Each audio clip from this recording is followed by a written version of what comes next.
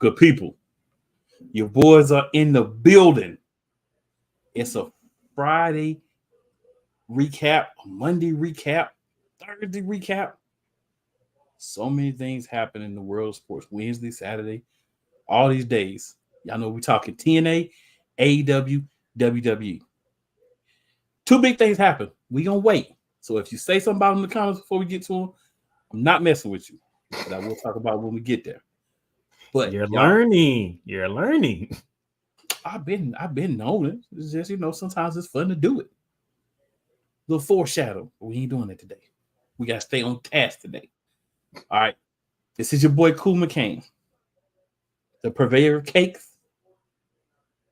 One of your hosts for Monarchs of Wrestling. And I'm joined as always by this guy on my side, the playmaker. And y'all, I just want to point out, he is out of podcaster protection. So whoever it was, they got him. It wasn't nobody. I always wanted that move. I just had to figure out how I wanted to do it. We all know it's just fun to keep the joke going, sir. Yeah, I know. But like today, people, last week in wrestling, there's a lot of good stuff to pick from, including AEW. Because AEW went to a personal route, and I was like, oh, okay, I'm with that. They learning, still a ways to go, and there's still another show they have that needs some work, but we're gonna talk about it. Daniel Berry says, "How's it going? What's up, Daniel Berry? Man, appreciate you being in the comments, hopping on, showing your boys some love. Hey, y'all, we on episode 38. We've been doing this thing for a minute, and y'all supporting us, so we appreciate that. 38, yes, sir. Dang. Shout out Real Wise Radio, where we are live on right now as well. So all you good people listening on Real Wise Radio, just do us a favor. Hop on over to YouTube, type in at Real Play Callers. When that page comes up, Play Caller Sports Talk Show, go ahead and click that like button, click that subscribe button. So whenever the Monarchs go live, your Kings of Wrestling, you'll be able to listen to us on there as well, or at least support us. You know what I'm saying? All right. So with that out the way, we're going to dig straight into this thing tonight. TNA was interesting this week. Show starts off. My people, the system, come out. But with them, they have a man that's now going by the name JDC, Johnny Dango Curtis. Formerly known as Fandango. But yeah, so still looking jack. Yes. So he wants to become a member of the system. He cut a promo about how, he was sitting at home, nothing for him to do. So he played them and helped the system in their matches at the pay-per-view. Moose said, you have been a help to us, but you're not a member yet. You got to earn it. So we go on and we find out that there will be a 6-man elimination match, TNA Heavyweight Championship at Slammiversary. Santana Marella. Yep. We also have all the participants for you, just in case you're wondering. So this week, only one match, because keep in mind, 6-man elimination match. That means the champion's already involved. So you got to fill 5 spots. So this week's main event, we jumping all over the place. Josh Alexander beat Eric Young for the 2nd spot in that match. So Steve Maclin versus Sami Callihan is next week, as well as Nic Nemeth versus Rich Swann.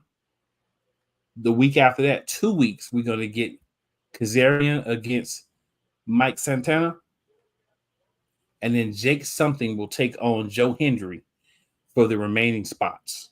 So interesting things there. Some guys that you might expect. Josh Alexander never lost the championship. Eric Young, even though he lost, I think his history with TNA Impact, he deserves that opportunity. Steve Maclin versus Sami Callihan, that's an interesting one to me. Those are 2 guys who can go, right? Sami Callihan newly returned, but I think he deserves a shot, but there may be some other names that you may put based on what they're doing now over him. Nic Nemeth versus Rich Swann, we know what that is. Nic Nemeth is going to always get shots at everything because he's Dolph Ziggler. And then Kazarian versus Mike Santana, that'll be a good match because you got Mike Santana who's trying to start building that singles career, And then you got Kazarian, who's never won the big match, but has been around for a long time. And then you got Jake something and Joe Hendry. Joe Hendry's, I believe, is going to win that one just based on how they're presenting him now. But Jake something could be a surprise. Now, JDC, as he likes to call himself, did have a match against Ryan Nemeth, and he beat him fair and square. Then the system came out to celebrate with him. And by the system came out to celebrate, I mean your tag team champs, not your world champ. Not Alicia Edwards, just your tag team champs. They ended up beating him up. Dolph Ziggler came out. Well, sorry. Nic Nemeth came out. You finally did it. You finally did it. A Freudian slip of the tongue. You finally did it. I give you credit. You actually went a good minute without even saying it. Without, yeah. If I had said it earlier, it would have happened. But hey, it is what it is. I got it out of the way, so I should be good now. Also, in news from TNA, ABC wants a tag title shot after their big win at the pay-per-view. Makes sense. I think that's where they'll be going for the next challenger for them. Because half the other tag teams that were at the pay-per-view are now singles wrestlers, and half of them are in the tournament for a chance to be in a 6-man elimination match. And then Ash by Elegance. Our good friend Cole Johnson's favorite. She made a statement. Yep. Oh, she sent a message. She beat down her opponent. Jordynn Grace came out for the save, and then Jordynn Grace got a face full of championship and left lane by Ash by Elegance. So, a couple more things we could have talked about, but these are kind of like the highlights, the things that were important throughout the episode. We'll see how some of the other minuscule things develop, because if they develop, it might be, go back, pull a little bit from there, add a little bit, whip it on together, stand in the kitchen and whip it, and make it good, and talk to y'all about it. So we'll see what happens. Oh my gosh. Hey man, at least 3 outlandish things are going to pop in my mind for no specific reason. So we're going to hit y'all with the first commercial break. We're going to come back, spend a little time talking AEW. And hey, it's going to be fun. Trust me. Hey, Eagles fan. Join my man Cool McCain and a host of others as they break down every single game, every single week in an objective manner, and also from a fan's perspective as well. Remember, this cast feels just like you.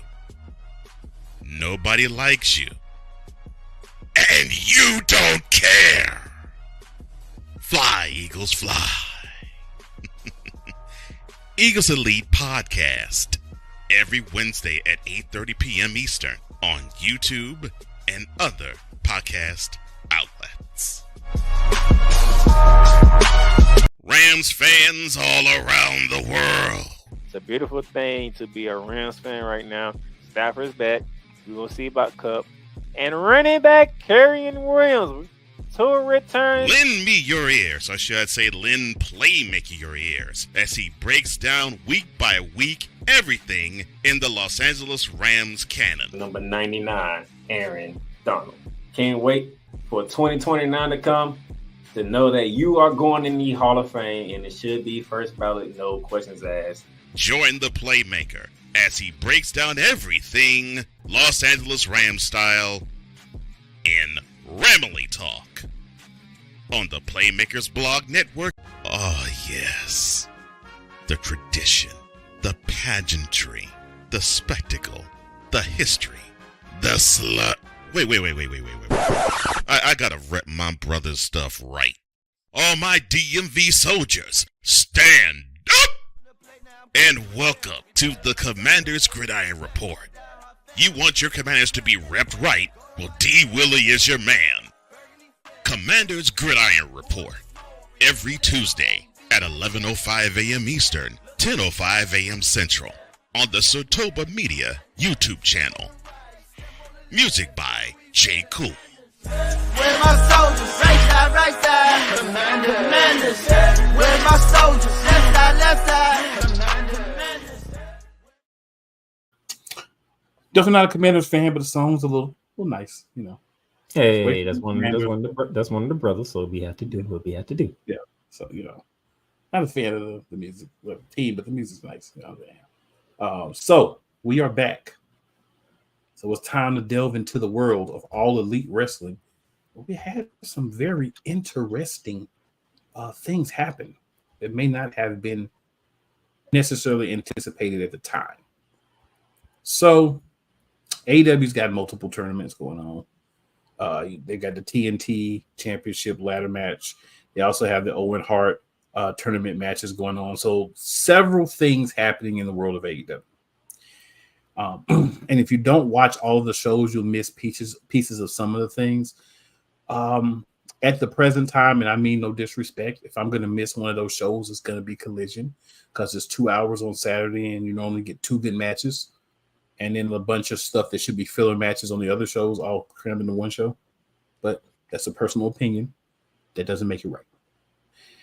But we're going to start in the show where there was things happening. That's Dynamite. So MJF defeated Roush. That was a given. Good match. Roush got some credibility from some of the moves, like the punch to the face on MJF. But at the end of the day, as my co-host so expertly just stated, we knew who was going to win that. We also had Swerve and the Bruv have a nice face-to-face. So I can talk about it. Gosh.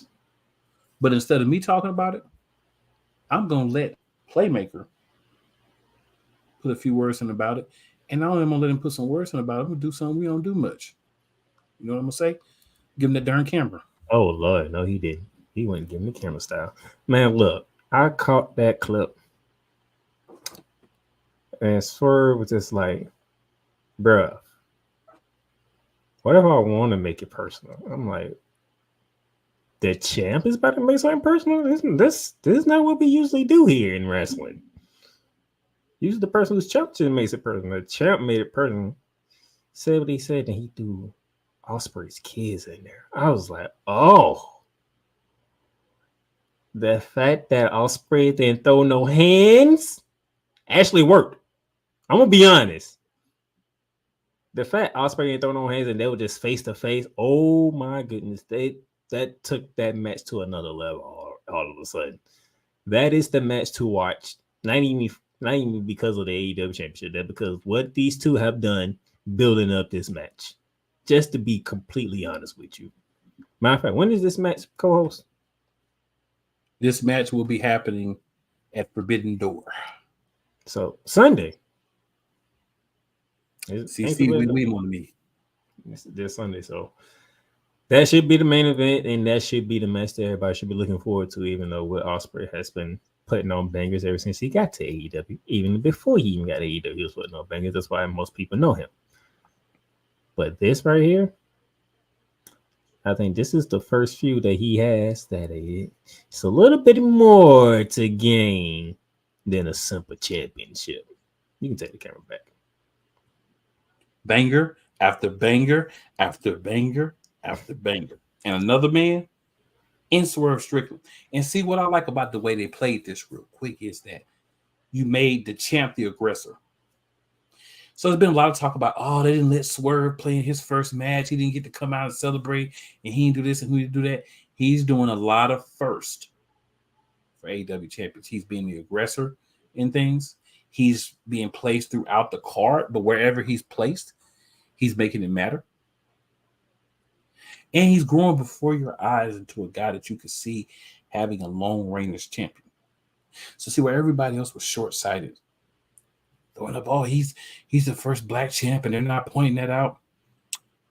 Then if they were to go the route that you want to start pointing it out, they're not going to do it once and let it go. They're going to talk about it every week, right? Because that's what it would be. It would be the story. He's a black champ. The story right now is that he is the champ.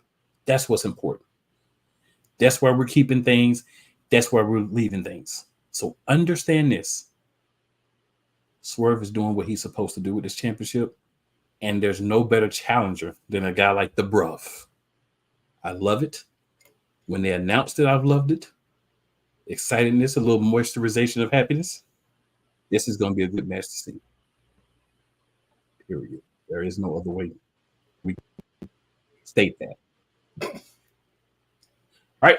So, quick thought: the Acclaimed defeated the Young Bucks in an eliminator match, so they'll get a championship opportunity.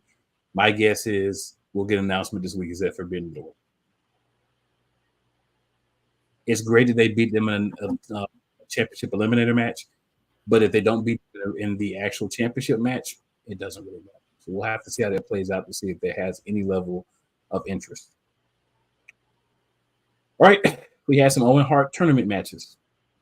Chris Statlander defeated Nyla Rose in a very good match. After that match, Willow Nightingale came out and was like, I'm going to beat Serena Deeb, and after I beat her, I'm going to beat your A. I'm finally going to get my hands on you. And then on Rampage, what did Willow Nightingale do? She beat Serena Deeb. So she can get her hands on her A.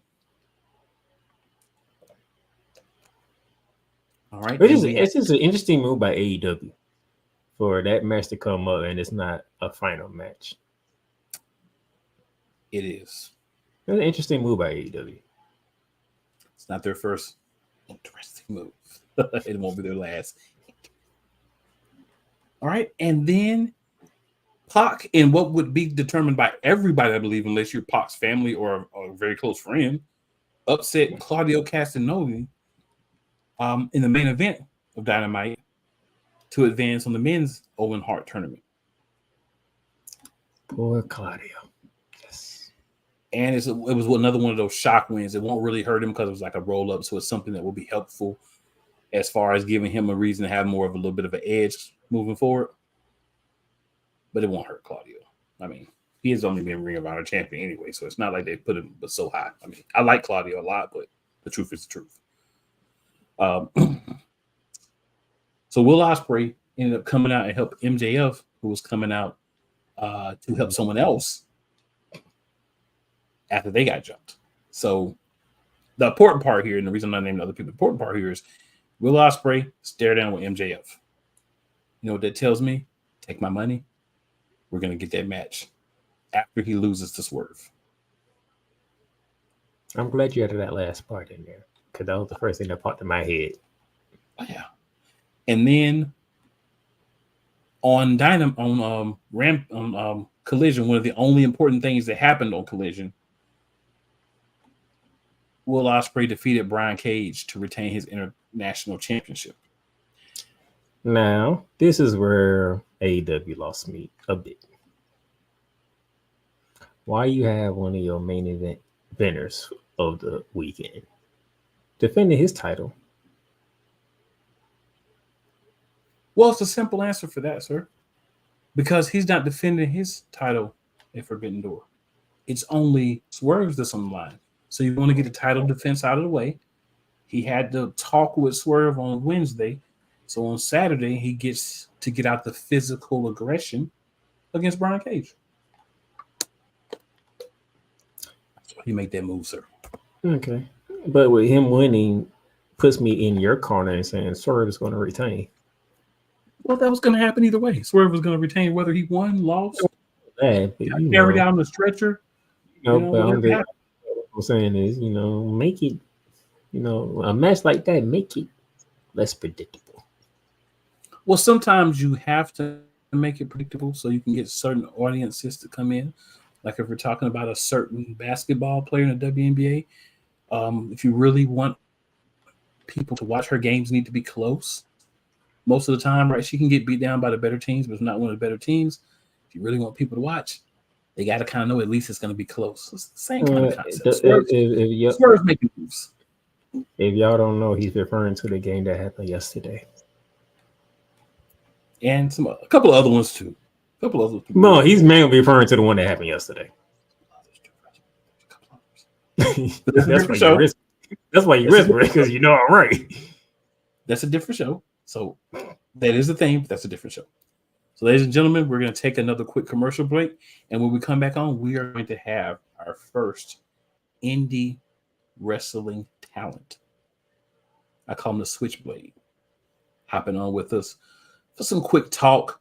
Introduce himself to our audience. Let them know what he's about, where you can find the things that he's involved in. So let's get this break out of the way and let's make this thing happen. Join Ryan McCarthy I became a Jets fan because Kurt the Frog was my favorite Muppet because he was green, and the Jets wore green. That's how I became a Jets fan.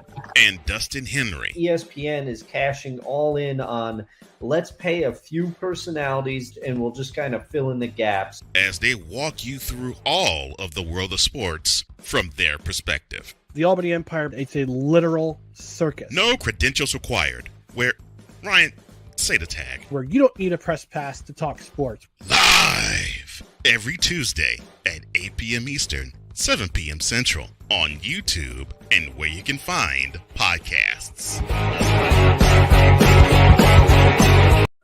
Drew Willingham, In this case, yeah, you put the blame on Kyle Shanahan for apparently not preparing the team enough for the overtime rules, supposedly.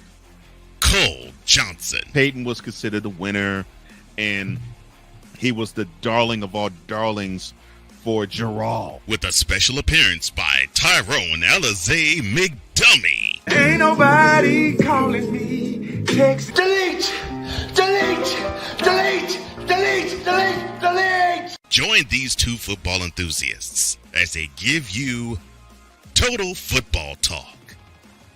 Live every Monday at 4 p.m. Eastern, 3 p.m. Central on the Sertoba Media and the Comey Media YouTube channels. Whether it's news, the largest egg producer finds bird flu in chickens at a Texas plant, weather, devastating tornadoes rip through the heart of the United States, inspiration, a breast cancer survivor completed the journey of chemotherapy and now begins a future one of matrimony, or sports. Michael Jordan is shown on a photo with Diddy. LeBron James has a video extolling the virtues of a Diddy party. This has been yet another Beating a Dead Horse presentation. We got you covered. BS3 Network proudly presents The Morning Shift with Cole Johnson. Live every weekday morning beginning April 29th at 8 a.m. Eastern, 7 a.m. Central.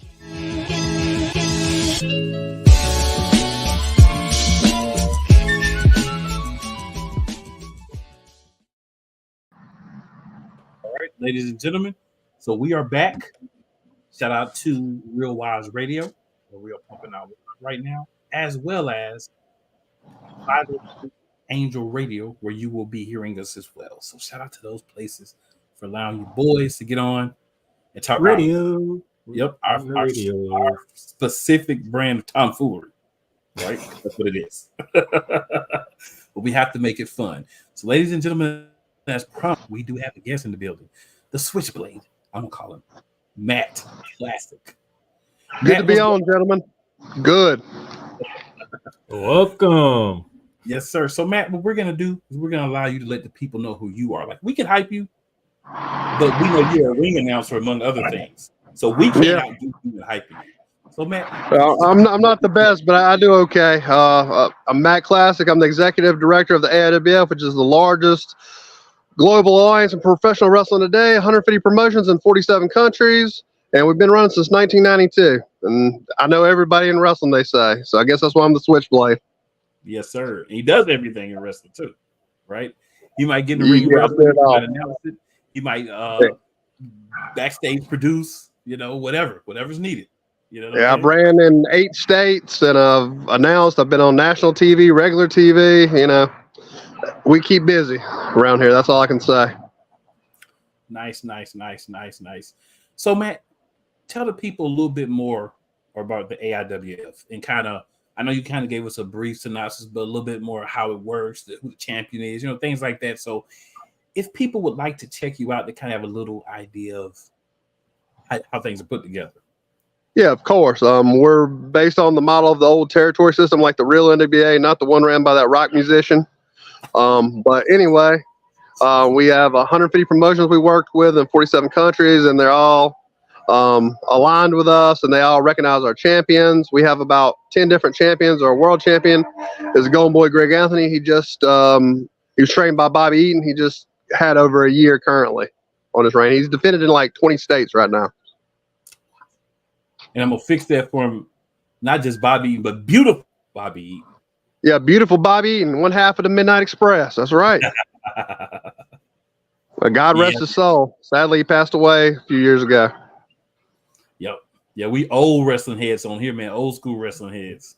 You know. So, Matt, talk about the journey it has been for you through everything you have done. Okay, yeah, for me, I started in 2004, right when I finished high school. I learned from Chief J. Eagle. He used to have a place down in Chesney, South Carolina. Currently, they run in Bowling Springs, South Carolina every Friday night. That's APW, American Pro Wrestling. Well, it's Asylum Pro Wrestling now. It used to be American Pro Wrestling. But Chief J. Eagle, his claim to fame is he trained his neighbor, George Gray, who you might know as the One Man Gang or Akeem the African Dream. But he's a real good guy, and he taught me right, and I did wrestling for a couple years. But I've been in the AIWF now 17 years, and I got with them, Mr. Dean Puckett. He founded the AIWF in 1992 in White Plains, North Carolina, which that's near the Virginia line. And they still run him out there twice a month right now. So he's still going strong up there.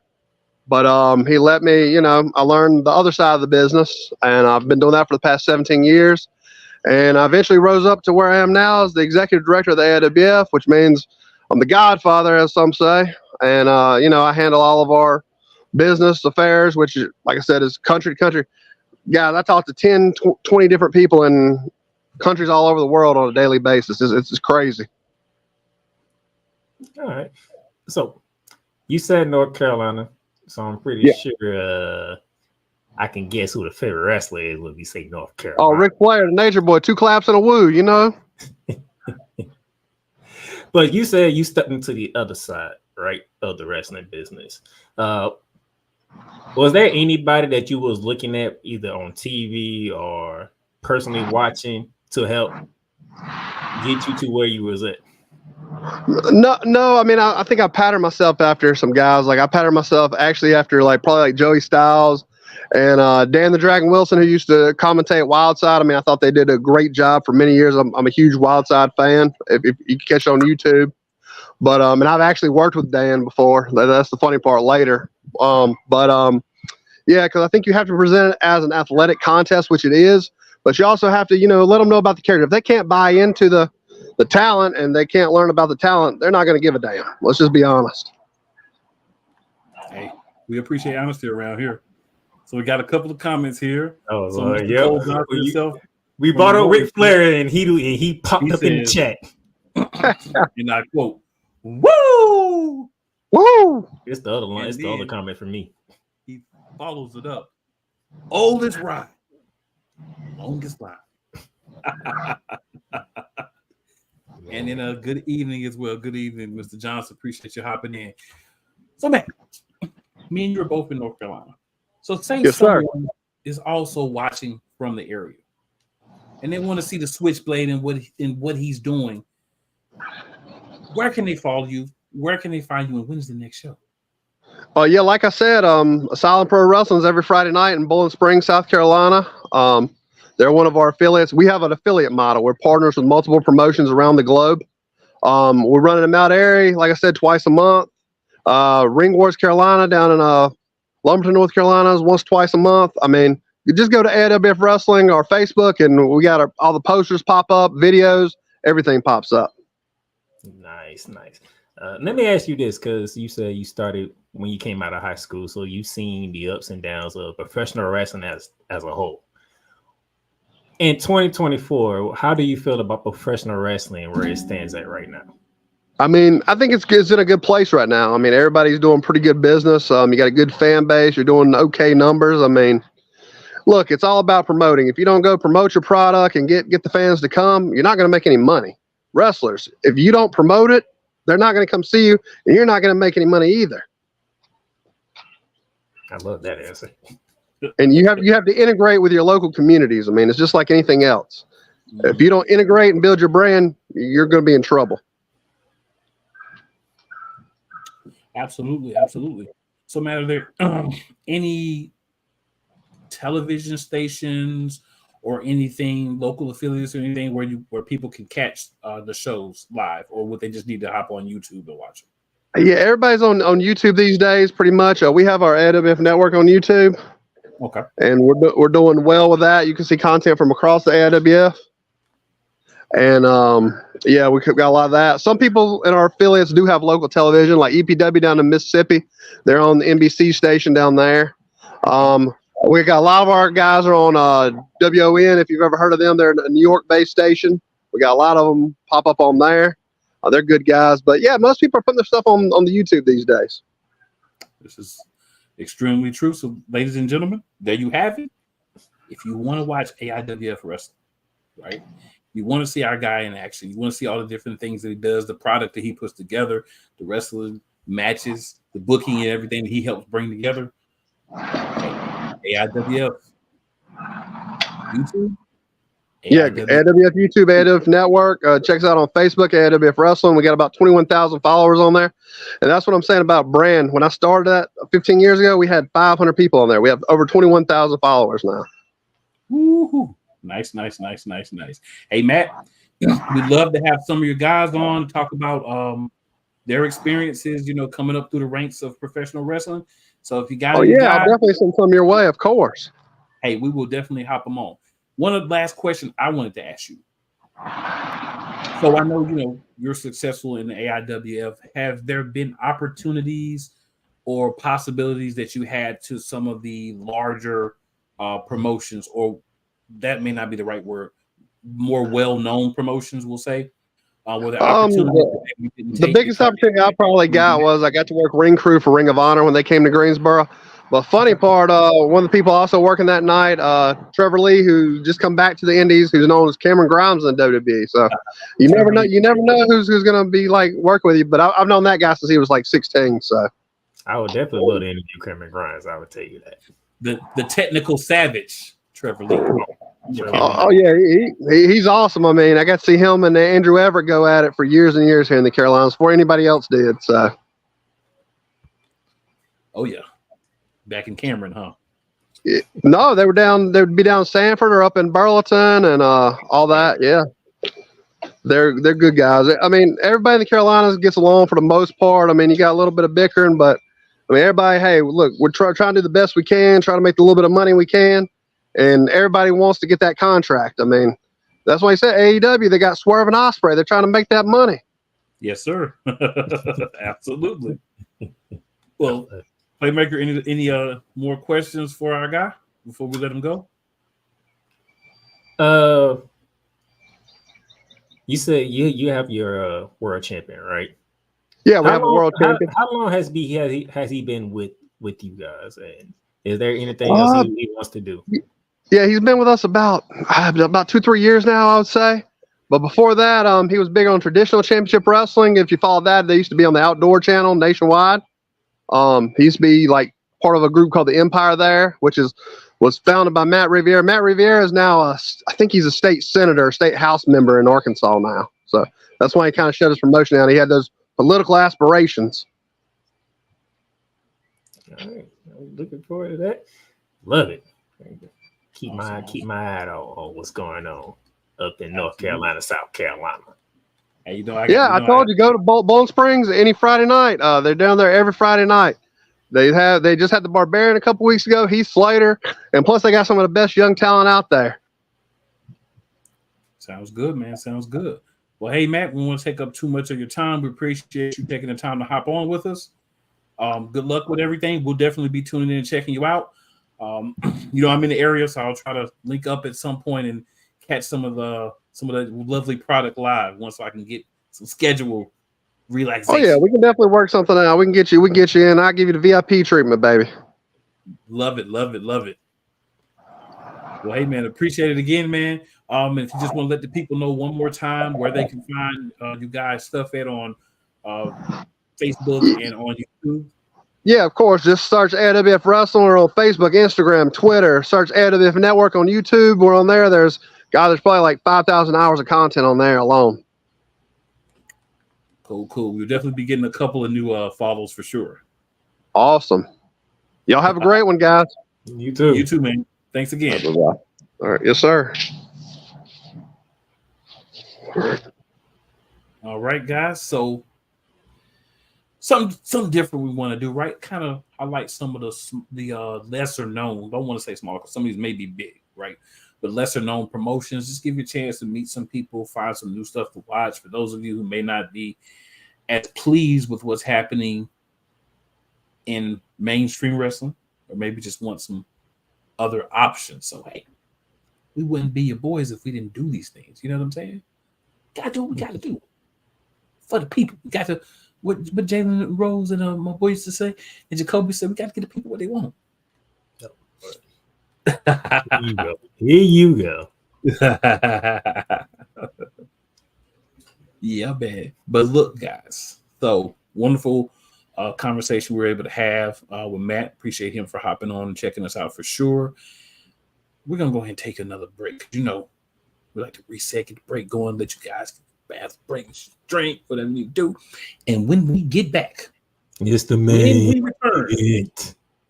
when we return, it's gonna be on.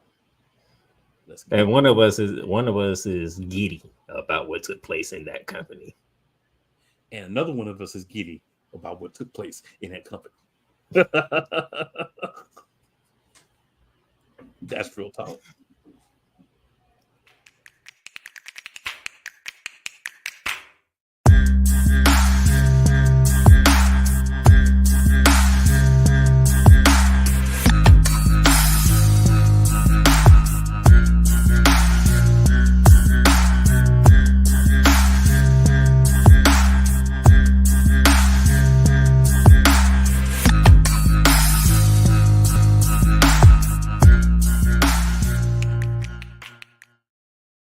Whether it's the men's college game, the way that this season has been going, yeah, anything is possible. The women's college game, and how passionate Angel Reese was at that press conference, they got their mojo now. The WNBA, AJ Wilson, Brianna Stewart 1 and 2, followed by Brittany Griner, Aaliyah Boston, Jackie Young, or the NBA. The Lakers had a 0.8 chance of winning. And then what happened in the fourth quarter? LeBron James by himself outdid the Clippers. You will get any and all of the information right at your fingertips or your earlobes. Join the Playmaker as he breaks down all things basketball in Shooting Lights Out on the Playmaker's blog, network, YouTube channel, and where you can find podcasts. Get in the game at BetUS, America's favorite sportsbook. Over 50 sports, live betting, online casino, horse racing, esports, and more. Start now and enjoy easy deposits, fastest payouts, and the biggest bonuses. And for over 25 years, BetUS is a name you can trust. Mention TV 150 now and get up to 150% in bonuses. BetUS, we've got your game. Call or visit BetUS.com now to join. Everything Boston. I love you morons. New Kids on the Block, New Edition, Dear whatever the law firm is. Sincerely, the U.S. Supreme Court. Ben Affleck, Matt Damon. Go yourself again, Jason Whitlock. Join the transporter to Hades. Your butt and gut becomes one. Join the reformer of hooker whores. This is my daughter, Placenta Booty Johnson. Join the bronze god. Whenever you are in distress, take off your baseball cap and throw it in the air. Join your very own superhero of broadcasting, Chris Bass. So whatever color crayon they get, they palm it and do 2 circles, and that translates to, I can beat up black people. As he takes you through the week's paces in Baseline. Live every Saturday at 8 a.m. Eastern, 7 a.m. Central, Pacific time zone people, just stay asleep when this is on live and just catch the recording. Oh, I'm sorry. Exclusively on the Chris Bass YouTube channel.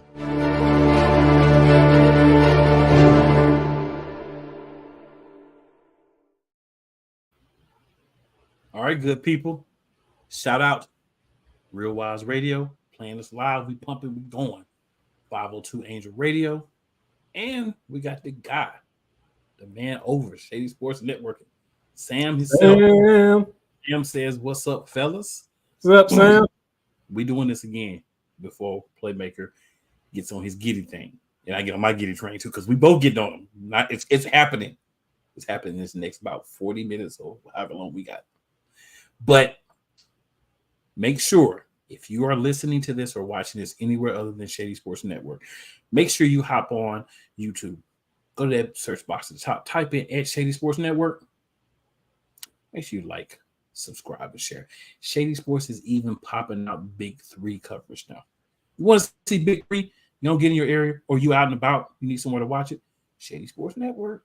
I'm just saying, I'll be watching. I like the Big 3. There you go. Also, while you're at YouTube, if you're watching this anywhere or listening to this anywhere other than Play Callers, go to @RealPlayCallers, same search bar, Play Call Sports Talk Show. Click that like button, click that subscribe button, and go ahead and hit that share button too. You know what I'm saying? Hope your people's out. And just to do my part, which I have never done on this show, which is shame on me. I'll be the first to say that.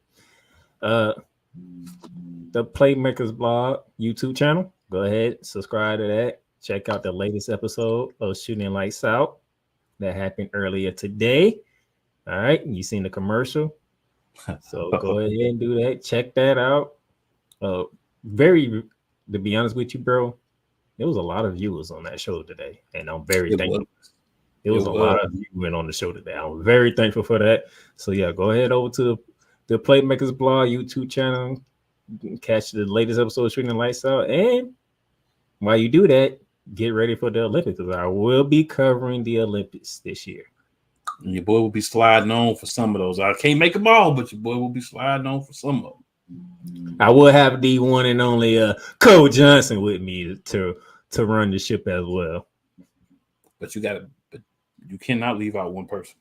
I know. I got the queen of hoop herself, Megan Price. It's big time. When you can get Megan Price on your show, you're doing something. If you don't know who she is, look her up. She do the thing. She ain't called the Queen of Hoops for nothing. Facts. But with that, ladies and gentlemen, the week in WWE. Whew. Before I do that though, tonight on Raw was interesting because tonight's Raw is in Indianapolis, Indiana, and those of you who are fans of a certain commentary person who works for ESPN as well knows that he is from Indiana. So he had Triple H on the show. Those of you who don't know, I'm talking about Pat McAfee. Mm-hmm. And here's the thing that I want my co-host to talk about. Because Triple H says on the Pat McAfee show that he was in works with the city of Indiana, and they are making plans to have Royal Rumble and the WrestleMania come to Indianapolis. Your thoughts, sir? Hey, I'll put it to you like this. If you put WrestleMania there, I will be there. I don't have a problem with it being in. And for those of you who know, you're going to get a good laugh out of this. I don't have a problem with it being in Indianapolis, Indiana, at all. So that's something that I seen. That's interesting. I'm with it. You with it?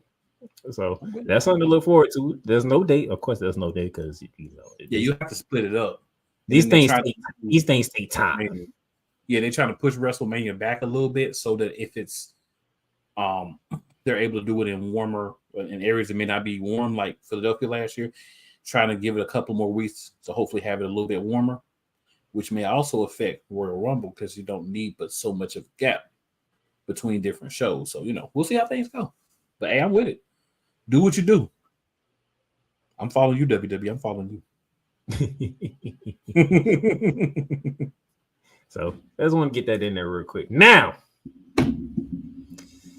first order of business. Yeet won his match on Monday Night Raw, which means he's in the Money in the Bank ladder match. Yeet. I know that was the first thing my co-host was looking forward to on last Monday. That's to make sure the man gets in the Money in the Bank ladder match. Yeet. So he is in. He is in. I do believe Io Sky qualified for Money in the Bank too. She did. Surprisingly, I thought Kiana James was going to do it, but hey, I thought somebody else was going to win too. But hey, already that both of us are wrong. Yep, and I'm wrong because ain't nobody interfered. So that was my thing. And somebody was going to interfere, and it was going. Nobody. I was just wrong. Yeah, he didn't care about no interference, no nothing. I was just wrong. He didn't care about none of that. Hey, it happens. It happens. But nobody interfered. Yeah. Nobody interfered. So hey, Io Sky, which is the right move, because you're gonna have a ladder match. You gotta have the Genes of the Sky in it. It makes the most sense, but I thought they would do something wild. So overthought it. Part 1 of 2, because part 1 happened on Raw, part 2 happened on SmackDown. Part 1. I just want to know your initial reaction to this. I'm pretty sure it probably has the same as mine. Drew McIntyre came out. The fans chanted CM Punk. And the only things that come out of Drew McIntyre's mouth is, I can't do this, I quit.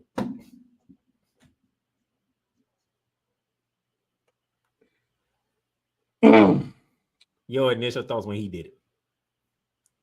SmackDown gonna be wild. That was my first thought. Told you. You ain't gonna be seeing this. As soon as he said, I'm like, oh hell. SmackDown's gonna be on. Yeah. SmackDown was, not to mention SmackDown was on one, but it was on one to the degree that me and him didn't think it was gonna be on one. We thought it was gonna be on one, but it was on like 2. Soon as Drew McIntyre said he could, I'm like, and I had to think about it. I was like, that's actually a smart move, because it is. My co-host, he's the one that says you're gonna do a bland split. Make sure it's a bland sprint. Okay, we not trying to see here and you supposed to be on this show, but you showing up. That man quit. Hey, once you quit, you go where you want to go. He quit. He quit. He said. So that's part 1. We'll get to part 2 later. But the most important thing, first, let me go back. The second most important thing took place. The most important thing I'm gonna get to in a minute. The second most important thing took place on Raw. Mm-hmm. Somebody returned. Not only did they return to open the show. He is a visionary. He is a revolutionary. He is Seth freaking Rollins return. He returned. And it almost sounded like he was going to find a way to get into the Money in the Bank ladder match. Until El Capion showed up and Damian Priest. And said, hey, you know what? You ain't got to worry about that. You want a shot? I gave it to you right here. You want it? Well, I was myself, I was like, wait a minute, you saying all the right things, but whoa, where they coming from? Where they at? Then he's like, no. Man to man. You want a shot or not at Money in the Bank? So we have a World Heavyweight Championship match at Money in the Bank. Seth Rollins returns to face Damian Priest for the title. I'm gonna play with this for a while. I'm not gonna give no early talk about it. I'm gonna play with it for a while. I'm gonna let it build and see where it goes and give my thoughts then. But do you want to say anything about this that opened the show on Monday Night Raw? I do. I want to give the people a quick behind the scenes moment. So we end right around 8, so it may be like a couple of minutes we still talking when Raw's opening up right now. So we sitting back, we talking like, yeah, this show, blah blah blah. I say, ooh.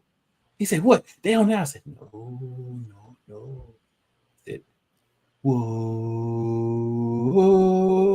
He was gone. He was gone. He was like, Seth Rollins, he was gone. Yep. Gotta go.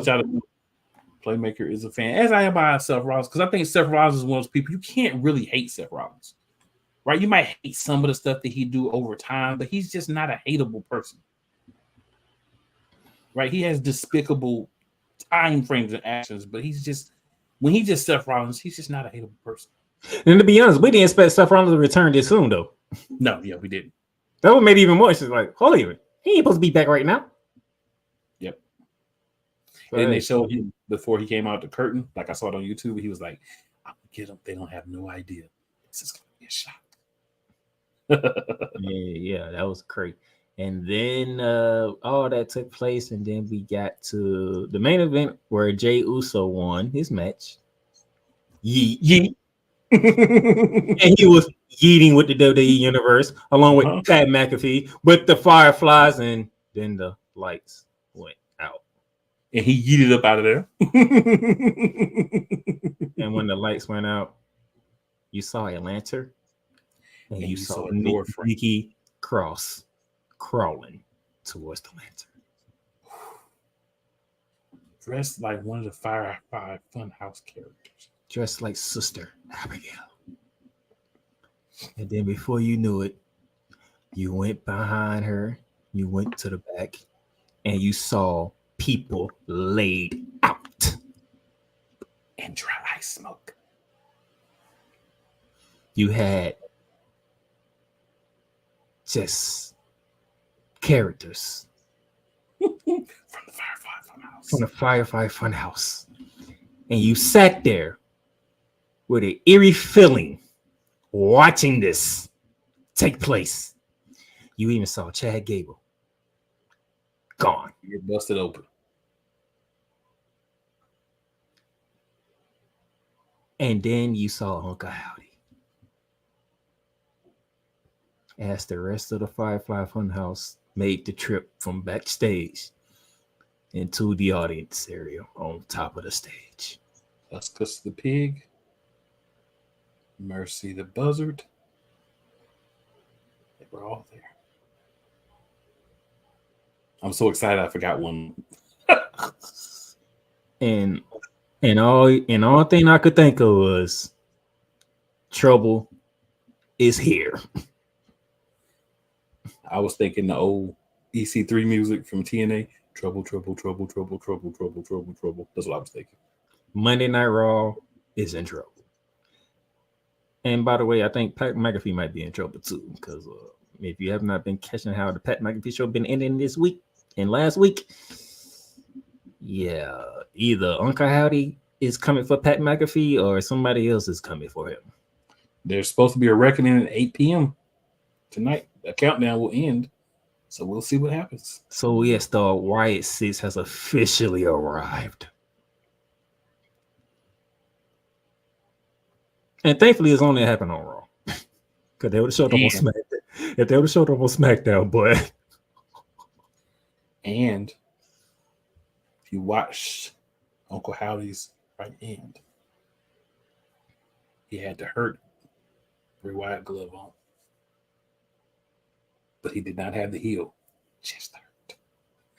Small details. I watch them. Now, that's Raw. I'm going to stop there. We're going to get some comments. Yes, sir. All right, so let's hit the comments. Sam Jess says, thank you, brother. No problem, Sam. Thank you for watching. Cole says, and SummerSlam is slated to come to Indy as well. Oh, yeah, but that's going to be all spread out, though. Yeah. AP says, put WrestleMania in Vegas. It is in Vegas. That's made of 41. Yeah, next year will be Vegas, baby. And me and the Wise will definitely be there. All right. Cole says the next Rumble, I believe, will be in Indianapolis. Cole also says, and I also believe that we will be the first Royal Rumble that will take place in February. And then in the building, we got Miss Yolanda, one of our faithful watchers. So thank you for all your comments and always watching us. She says, Yeeter of the Bank. Yes, yes, yes. Yeet. You know, I have a thing with this whole Jey Uso gimmick. Like, I love it. And then Yolanda says, where is Bliss? I don't think she's quite ready yet. Yeah, word is she's not ready. And I think it's more mentally than physically. Mm-hmm. Could be a little physically too, though, because she's just, baby thing. I know. But I'm just saying, I think it's more mental. I think it's more of a mental thing. I feel it. So I just want to say this before we continue on. When they played the music, I'm like, oh, they're using the same music. I was like, oh. And then they was walking through it. I done forgot one of the people because I'm too excited about this show. Like, I don't look excited on the outside, but on the inside, you got the rabbit. Yeah, Rim the Rabbit. I'm so excited. I forgot somebody, but when they was going through and showing everybody, I'm like, oh, that's Joe Case. Oh, they did that. That's Dexter Loomis. Oh, Eric Rowan. Oh, you dirty dogs. And by the way, Eric Rowan paid tribute. Eric Rowan paid a tribute himself. If y'all pay attention, back of his mask was a tribute. No, I'm talking about the back of the mask. He had that beat behind the hammer. Well, yeah, that was for when they were in the group together. They were in a tag team. It was a terrible tag team, the Bludgeon Brothers, but it was great. But the back of his mask, if you saw the photos later, he had the mask that Luke Harper had on the back. I won't say it was a terrible tag team. I said they presented it wrong. They should have been destroying. It's all about presentation, right? Yeah, they should have. They should have had him destroy everybody. If you get the wrong person to Yeet the World's gimmick, it's garbage. It's all about presentation. So Cole would like to say this. Bliss is still busy being a mother. And she had a run of concussions before she got pregnant. That's why my co-host is saying it's mental, well, physical. Yolanda says, so glad to keep his memory alive. She also says it was great as well, and I completely agree. It was done perfectly. That we hear everything was done perfectly. Yeah, when you get an eerie feeling, that means WWE got you. When you look, I'm trying to finish watching the NBA finals, but I can't take my eyes off because like, no, they're like actually here. Like, no, like this is I can't watch the celebration because I'm too creeped out about what I'm saying. Boston's winning tonight. I know that. I'm ready to see Uncle Howdy in the Wyatt 6. And just so you're clear, the way it's being presented is not the number 6, but the 6, S-I-C-K, and then the number 6. And I love it. Cole adds, Raw's clothes was absolutely perfect. Now, the only question is what are y'all going to do now? Because if they knocking people out, laying people out in the back, and then coming out like that, we got to get some scraps on these guys. We got to get some feuds that make them look strong. Who's the tag team? Who's the secondary champion? Maybe Uncle Howdy don't go after no belt at first just because. You got to ask the first question first. Who is the first target? Well, the first target has got to be Chad Gable. Who is? Well, Chad Gable's not the first target, but they just used him as collateral damage. Right, but so I would say he's the first. I know why you asked. I know why you said that. Yeah, look out of everybody who was laid out, he's the most recognizable one. Because everybody else was covered with smoke and stuff, you couldn't really see him. But you saw Chad Gable, so I think that's, hey, we want y'all to know it's you first, and that would give him something to do besides what he's been doing. Cole says it was reminiscent on how they debuted the Nexus. First couple of months was good, but they messed that run up and killed off all their momentum after the buzz were off. Right. So I just don't want them to do that. Yeah, because they just randomly attack people. Right. So we have to look at two. Here's a thing that we might want to consider when thinking about this. It will make so much sense for them to go after people that wronged Bray Wyatt that he didn't get a chance to finish with. So they're most logical, but it can't happen. First target would be Bobby Lashley. SmackDown. Right. LA Knight. He'll be there most likely. You know what I'm saying? Just based off Bray's story. So there'll be some people on Raw that you can look at and be like, yeah, we're going to go ahead and get them because Bray wanted to get them. Chad Gable might be a good first one, him and the Creed brothers. when they form the new, whatever they're going to call it, maybe Alpha Academy, maybe something else, maybe Creed Academy, who knows? Yeah. So, I don't know what. You gotta ask your commercial. Let's reset. Gross. Let's reset before we go to SmackDown. All I right. think that's a good idea. I saved this one just in case we needed to reset. Let's go. Poppy J. You got the option to cry for the government. You got the option to protest. You got the option to keep buying. But this is also an option. Wise El Jefe. We're the first tech geeks. We're the first gamers. We're the first everything. Everything. Like Gen X's, we are the ones. BS3 Network proudly presents the crew from the New York boroughs who never wants that smoke. Nah, they want that fire. Poppy J and Wise El Jefe. Fridays at 9 p.m. Eastern, 8 p.m. Central. Check your local listings for your viewing and listening pleasure.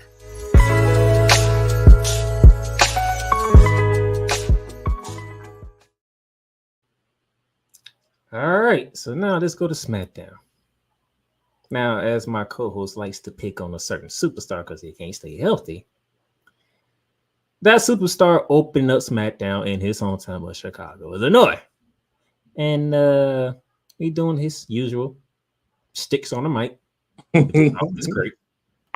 And then a Hall of Famer came out by the name of Paul Heyman to warn CM Punk about the bloodline, and they're not happy that you're getting the cheers of the hometown crowd. They should be acknowledging them instead of you. And I have to ask you a favor to leave. Just do me a favor and leave and whatnot, all this good stuff, right? And then the bloodline comes out.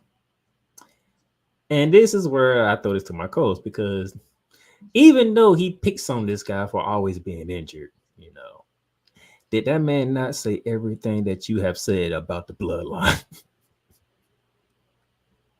I give him that. On the mic, he's amazing. He's just peanut brittle. He's just peanut brittle.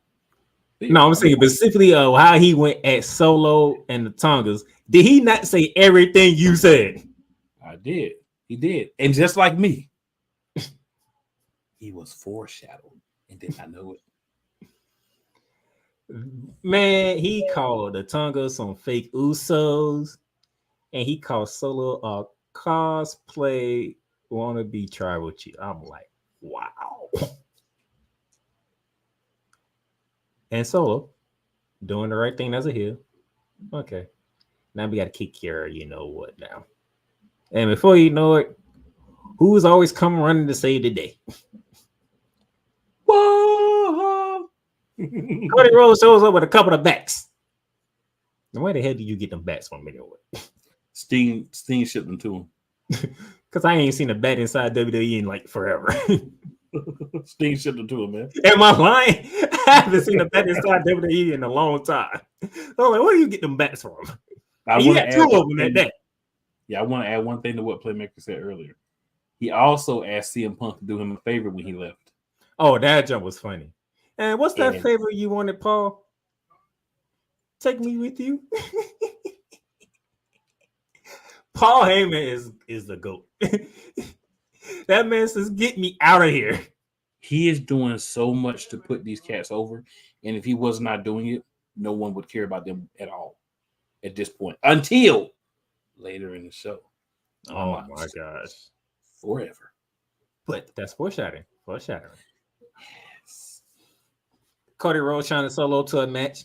Solo agrees. That's your main event. So put a pin in that. That's your main event. Mm-hmm. So I'm gonna throw it to my co-host on this one because we had 3 Money in Bank qualifying matches on SmackDown, and he's gonna give you the results. Yep. So you know, stuff is wild how it's done, right? So the way the matches played out, I'm not even going to talk about those because they'll lead into other stuff that we're going to talk about in a few minutes. But I'm going to give you who won. So in the first 3-way, him won the match because him was very crafty. And that's what him does. They don't have no beef going on either. Nope. Kind of got some with LA Knight, but kind of not, but not enough to really be anything. There was 3 triple threat qualifying matches. Andrade El Idolo won one due to a situation that happened with I can't even really get into that. See, like I gotta dance around it, right? And then Chelsea Green won one just off some craziness. All people. Chelsea freaking Green is in the Money in the Bank ladder match. That's gonna be funny. Oh my goodness! Now let me be fair. Let me be fair. I did go back and watch her when she was at Lucha Underground. Oh my gosh! Why WWE don't let that part of Chelsea Green out? I have no idea why. They won't even let her be the crazy bride that she was in TNA. Because that Chelsea Green, matter of fact, I don't know why she was in a mess with Penta in the first place anyway. Right. In a false count anyway match at that. That was just ridiculous, but she held her own well. But yeah, out of all people, Chelsea Green's in the Money in the Bank ladder match. Good gracious. Now I have to hear for how many weeks we got about her winning Money in the Bank. Hey, don't let her win Money in the Bank. It's going to be even worse. If she wins Money in the Bank,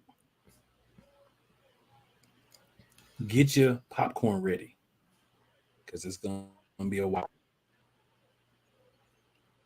And that's just being real. Not even real. So, yes, those 3 matches took up most of the show as far as match-wise until we get to the main event.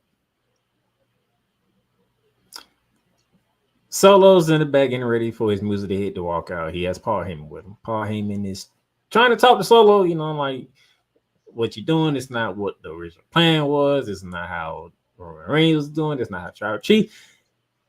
And Solo shut Paul Heyman up. Wise man, I love you. So it's on the right for me to tell you this. And he says Roman Reigns is not coming back.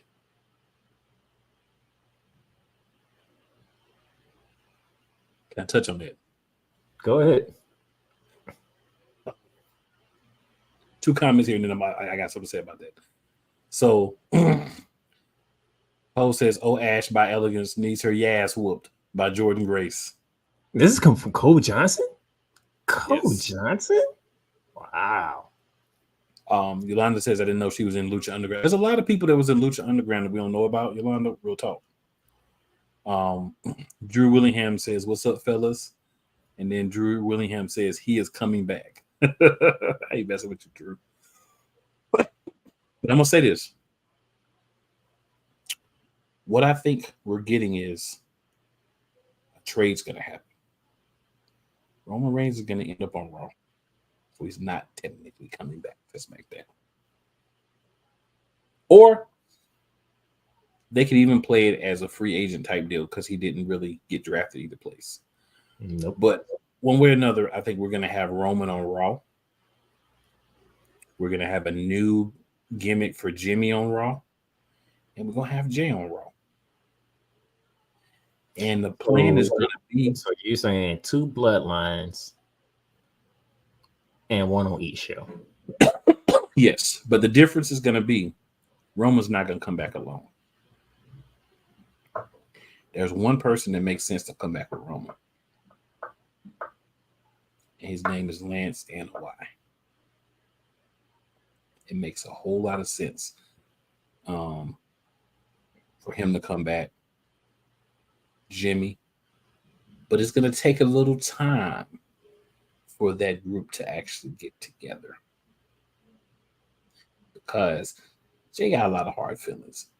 He just beat his brother up in the main event match. Jimmy got beat out the bloodline. Roman was this over-conquering guy, and now so he just disappeared on him. So I think we're going to get the two different versions. And there's this event in November. Yeah, the greatest month of the year, the month of my birth and Thanksgiving. Yeah, around Thanksgiving time, either before or after Thanksgiving. The one that's always got one side color red, the other side color blue. Oh, I know which one. Survivor Series would be a great time for these two bloodlines to clash. And neither one has to dissipate afterwards. It's just a battle of who's the better bloodline. Because what we're going to see happen. I got to stop there. Yeah, because we ain't get to the main part yet. The main part yet. Drew says Roman gets up with the Usos and takes down the fake bloodline. He also says, "Thank you. I've been telling Lance that I see it coming." Yeah. And then he keeps kayfabing me on the subject, though.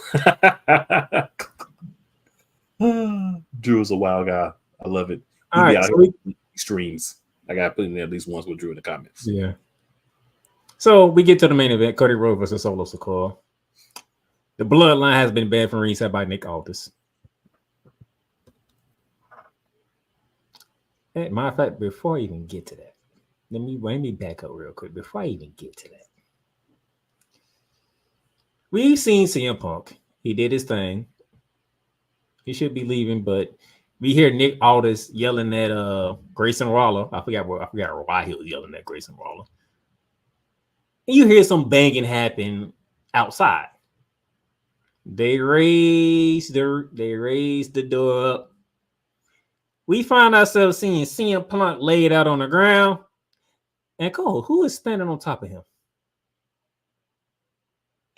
Drew McIntyre in Chicago. Drew McIntyre showed up in Chicago and laid Punk out.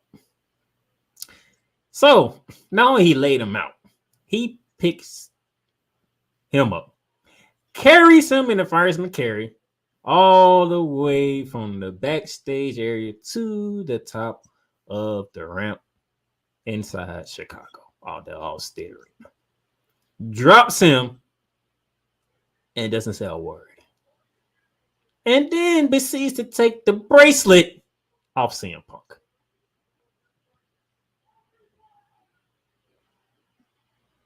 It has his dog and wife name on it and his wedding ring.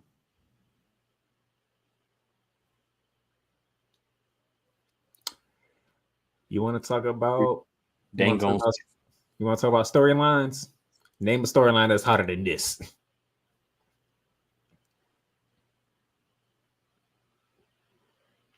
Take any promotion that you watch. Name a storyline that's hotter than this. And there's no championships involved either.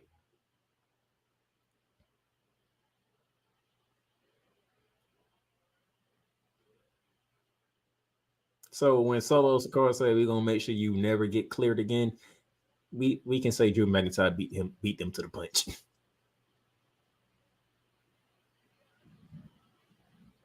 What they call it, an eye for an eye. You screw me at my home place, I come to your home place and beat you down. It's the best storyline WWE got going on. Probably the best storyline in all of wrestling right now. Just love it. Just love it. Then that gets me to the main event. Solo versus Cody Rhodes.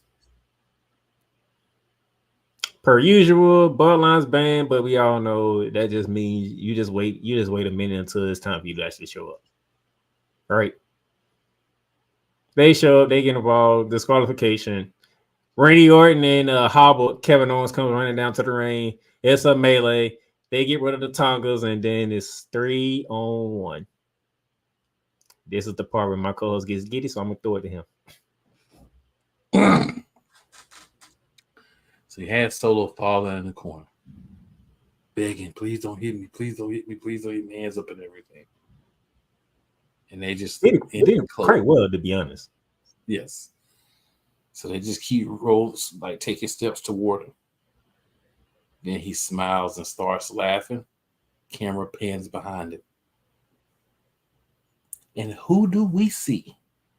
A super kick the Samoan werewolf. Doggone it. I've been waiting on this man. The super kick to he super kicked at Randy Orton first. Straight in the gullet. Then he super kicks Cody Rhodes. Mm-hmm. Kevin being Kevin Owens, though she's trying to fight, but it doesn't work. He takes a hellacious clothesline from Jacob Fatu. And then, Super Cody got to try to get back into it. Throw him over the ropes. He pulls Cody out. Cody gets to work real quick, gets thrown on the table. And then we get one of the reasons why I'm so excited that this man is in WWE. That drop on the Cody from the air, he had wings under his armpits as he floated on the Cody. A man that size doing the moves that he does. He did break two of Cody's ribs with that move, by the way. Oh, well. I like Cody. It's my guy. I want him to finish the story.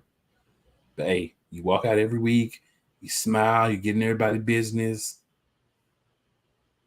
The new enforcer got in your business. By the way, you enjoyed that part. How about him, Samoan dropping Kevin Owens on the steel steps? Oh, that was nice as well. I was going to get to that. But we had to talk about Cody first because that's my guy. But I want people to understand when certain transient talent emerges in the company, you look at some of the things about one of your guys, you're like, hey, you still my guy, but you earned the broken ribs pimping. And shout out to Corey Graves and Wade Barrett. How they built Jacob Fatu.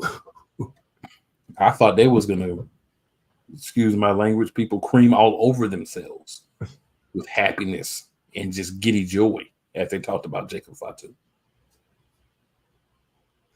The way they presented Jacob Fatu through commentary, oh my gosh. It was like Solo has basically destroyed the WWE now. That's basically just something else of how they was acting. And also, I want to point out something else that some people noticed, some people didn't. I know my co-host knows. I ain't talking about it. I know he noticed. When Solo threw up the one, when Jacob threw up the one, you saw God get in the ring and kind of look at each other like their eyes was big too. So you got to remember this. They've been painted as thugs, outlaws, guys that scare Paul Heyman. Jacob Fatu scares them.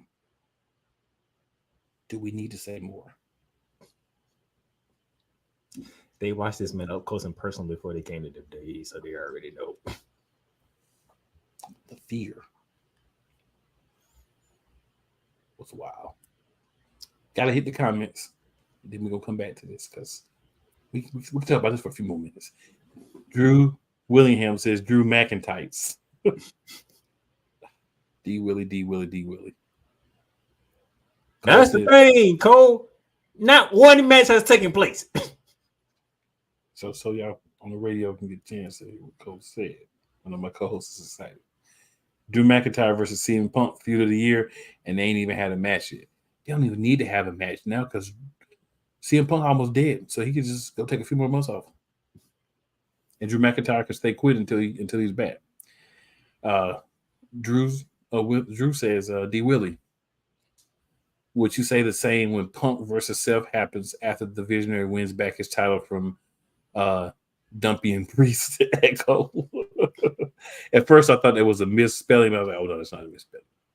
I'm going to say my thoughts on that. I'm going to see how this builds. Fair enough. Jacob Fatu, Bam Bigelow on steroids. I can rock with that. Because with D. Willie, you got to remember, Gunther already has a guaranteed World Heavyweight title match at SummerSlam. Mm-hmm. So if me and my co-host still feel on the same path as they build up this Damian Priest and Seth Rollins rivalry, we both feel like that's where Gunther's going to win that World Heavyweight Championship. So Unless they pull something, I'm really feeling like that's gonna be the spot. And here's the thing: even if this happens, D. Willie, if Seth Rollins wins it back at Money in the Bank, just to lose it to Gunther, that doesn't change what I think. Gunther is ascending in the WWE. And I have to disagree with D. Willie when he says beats Gunther. Nah. I don't see a way that Gunther doesn't leave SummerSlam with the belt unless there's some wild outside interference that maybe is after Seth because it's Gunther to lose. That's the only way I see Gunther not winning. They have told us Gunther's that guy.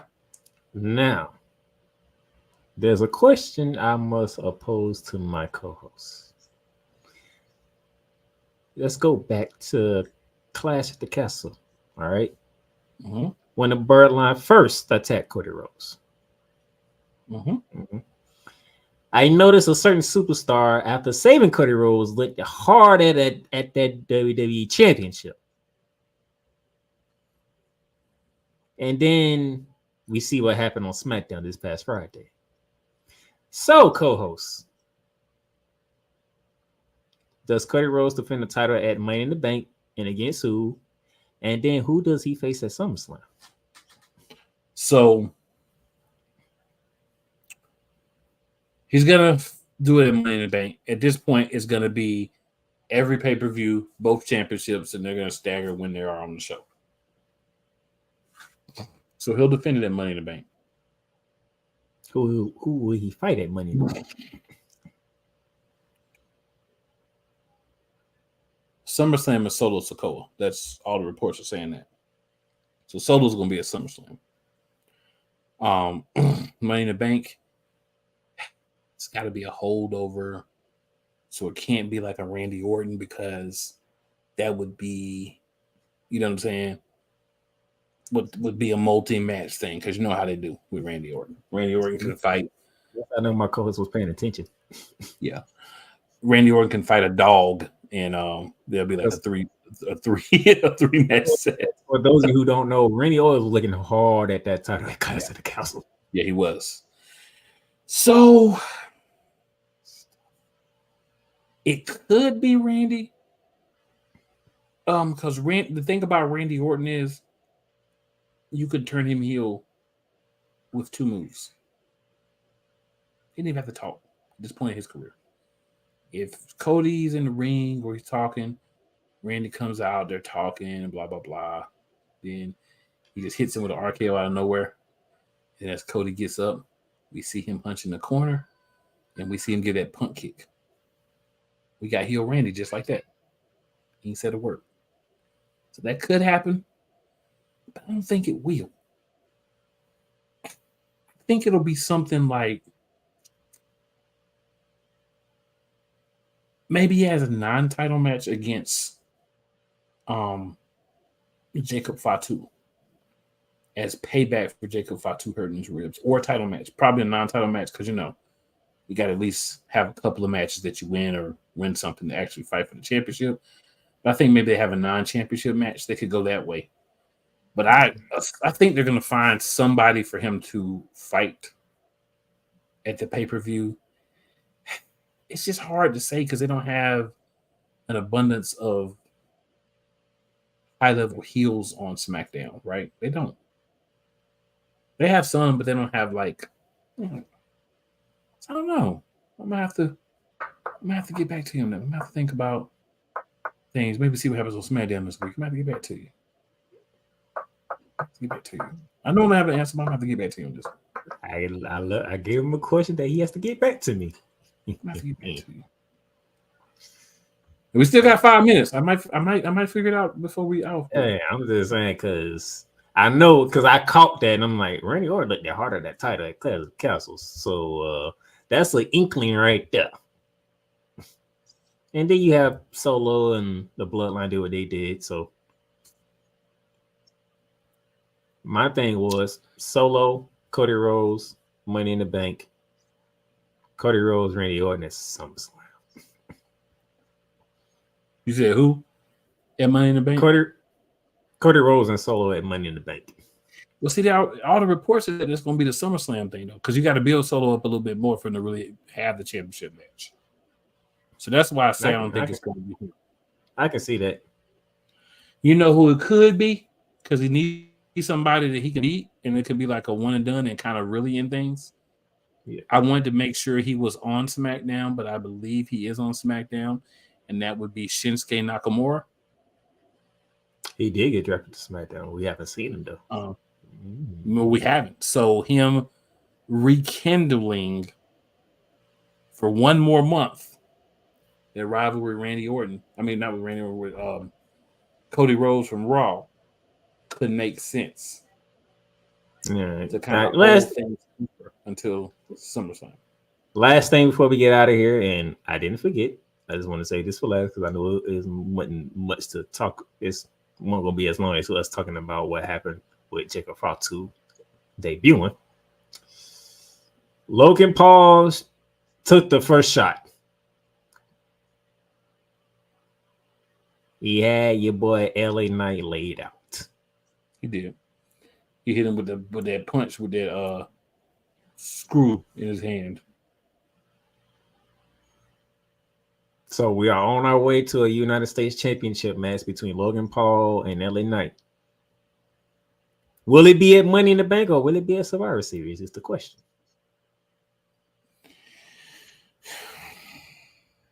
Probably Survivor Series because Logan Paul. I mean SummerSlam. My bad. I mean, yeah, I'm going right along with it. Like I don't know you're talking about something. I think it's gonna be SummerSlam because they want to say the big bouts. I don't think Logan Paul will even show up for Money in the Bank. So SummerSlam, keep building this up. Okay. Yeah. But I do know on Friday night I need LA Knight to respond in kind for my liking because you invaded his privacy by breaking into his house, chilling in his pool. But he landed the first shot, so very true. And also, you need to strike back so my co-host can do he can play his favorite, graphic. He hasn't played in a very long time because you haven't done nothing wow yet.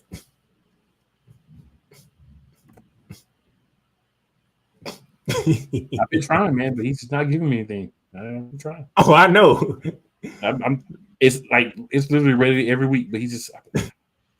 You have nothing. You have nothing. So that's why I put it out. I put that out there for you. LA Knight needs to strike back.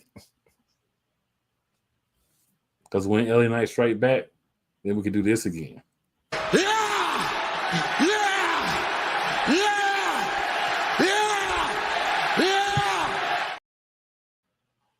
Matter of fact, did he do that when he was in a feud with Bray Wyatt? He could be somebody. He's on SmackDown too. Yeah, most of Bray Wyatt's feud was on SmackDown. Didn't y'all think about this long term before y'all moved all these people to SmackDown? Like, what y'all doing? All right, ladies and gentlemen, it is 8:00. Monday Night Raw is on. We're finna get ready to watch it. So, co-host, take us home. Yes, sir. As every week, tell 4 of your friends and 4 of your enemies to tune in to Monarchs of Wrestling. Just because they don't like you, does not mean that they won't like us. And as always, remember, it is never where you start. It is always where you finish. That being said, we are out. We'll be back next week. Stay tuned.